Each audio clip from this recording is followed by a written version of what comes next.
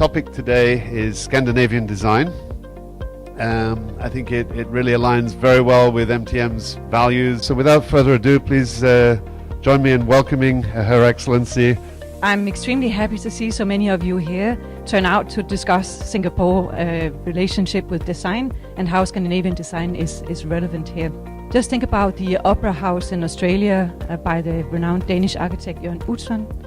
Or think about the new World Trade Center that's being built in New York by Bjarke Ingels, a new coming Danish architect.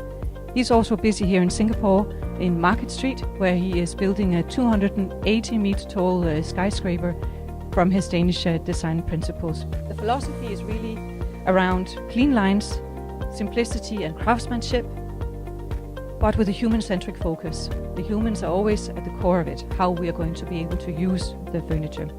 And there is that clear link to today's hyggemania. It's around the function of and functionality of the design. Design had to maximize the light intake and create open, calm spaces and be functional. And you will notice that I use Danish and Scandinavian design quite interchangeably, because although we feel that there are many big differences between our countries, to be honest, we have very much the same design tradition. Our culture is very similar, and our focus on functionality and great design is very similar. The core is the same.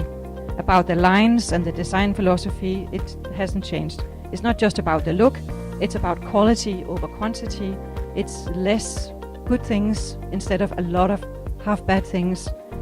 It's not too much ostentation, something that fosters togetherness and collaboration. Design is at the very heart of what I do as an ambassador out here. It often starts the conversation around our values, and therefore I always say to the design companies and design representatives I meet here that you really are the culture bearers for my country and for Scandinavia. You express physically what it is we try to explain about what we stand for. Therefore, Danish design was founded on a fundamental desire to elevate the living standards for everyone, driven by visionary architects and designers. And especially within furniture and lighting, you can see this idea expressed through the iconic designers from mid-century Scandinavian design, like Poul Henningsen from the 20s, Finn Juhl from the 40s, Arne Jacobsen from the 60s. And then Danish design became big business, right? And not only a big business, but a lifestyle and a culture that spread all over the world that has global appeal. The home in Northern Europe, in Denmark, is not just a place for eating and sleeping.